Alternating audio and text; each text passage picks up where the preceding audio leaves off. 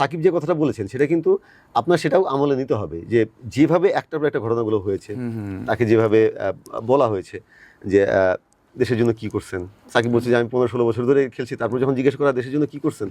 তার মানে হলো যে ডেফিনেটলি এটার পিছনে কোনো একটা ব্যাপার আছে এবং একটার পর একটা ইস্যু হয়েছে। হ্যাঁ, ওই সময়ের যে আবেগটা ছিল, ওই সময়ের যে উত্তেজনা ছিল, এর মধ্যে ওই পোস্টটা সামনে আসলে খুবই স্বাভাবিক। এখন আমি দেখি যে ওটা নেই করে হতে পারে, তখন মানুষের না চিন্তাভাবনার ওই গভীরতাটা ছিল না, তখন সামনে যা আসছে আমি তাই দেখে একদম যুদ্ধে ঝাঁপিয়ে পড়ছি, এরকম একটা ব্যাপার। কিন্তু আপনি যদি গভীরভাবে চিন্তা করেন তখন কিন্তু পারিপার্শ্বিকতাগুলো আপনার সামনে আসবে, তখন মনে হতে পারে যে হ্যাঁ লজিক থাকতে পারে যে ঠিক আছে এরকম, মানে প্লেয়াররা যখন মনে করেন যে প্লেয়াররা ওই সময় পোস্ট করেছেন তাদের পোস্টগুলো আসলে কি মানে খুব তারা কি খুব ক্লিয়ার কিছু বলেছেন, ধরি মাছ না সুইট পানি টাইম বলেছেন, এখন অনেকে বলছেন তাও তো কিছু একটা বলেছেন, ফাইন, কিন্তু সাকিব বলেছেন কি ডিফারেন্স মেক করবেন, সাকিব তো সারা জীবন এরকম, তিনি ডিফারেন্স মেক করতে চান, ডিফারেন্স মেক করতে না চাইলে নাই।